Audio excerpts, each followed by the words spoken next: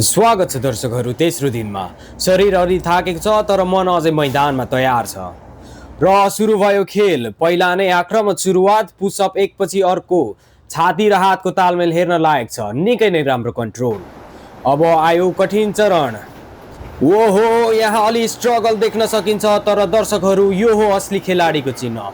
जति गाह्रो त्यति राम्रो हुनेछ। अब आयो पुलअप्स र सुरुमा नै स्ट्रगल देखिँदैछ। शरीरमाथि तान्न गाह्रो भइरहेको छ। ओहो, के देख्दैछौँ हामी? यहाँ त अचानक स्पेसल एसिस्टेन्ट मैदानमा प्रवेश गर्यो। अलि सपोर्ट लिँदै, रेप्स पुरा गर्दै, र यो टिम वर्क हो कि ट्रिक हो यो त दर्शकले नै निर्णय गर्ने। र स्क्वाडमा देख्न सकिनेछ एक हातले बिरालोको ब्याक पुस गर्दै उठ्दैछ र यो नयाँ टेक्निक फिफाले पनि एप्रुभ गरेको छैन तर यहाँ भने काम गरिरहेको छ। र हेर्न सक्नुहुनेछ दर्शकबिन, खेलले नयाँ मोड लिएको छ। पहिले सपोर्ट दिएको एसिस्टेन्सलाई अब सिधै उठाएर एक्सरसाइज। यो त स्पष्ट सन्देश हो। पहिलो हेल्प लियो, अब वेट बनाएर हिसाब बराबर।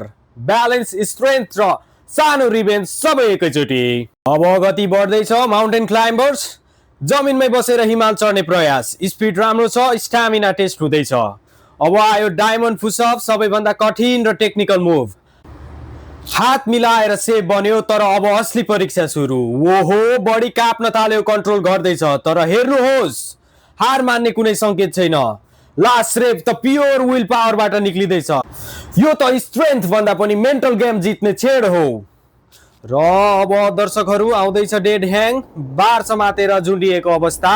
हातमा दबाव बढ्दैछ, ग्रिप कमजोर हुँदैछ तर अझै छोडेको छैन। यो प्योर धैर्यको खेल हो। जति टिक्न सक्यो त्यति जित। र प्ल्याङ्कमा स्थिरता देख्न सक्नुहुनेछ। बाहिर शान्ति, भित्र आगो बलिरहेको छ। कोर पुरा एक्टिभेट। अब अन्तिम परीक्षण, वाल सिट, पर्खालसँग टाँसेर बस्ने तर आराम होइन यो। ओहो, खुट्टा बिस्तारै काप्न थाल्यो। समय ढिलो हुँदै गएको जस्तो लाग्दैछ तर पोजिसन भने अझै होल्ड गरेको छ। लास्ट सेकेन्डमा क्राउड खडा भएर हेरिरहेको छ र फिनिस।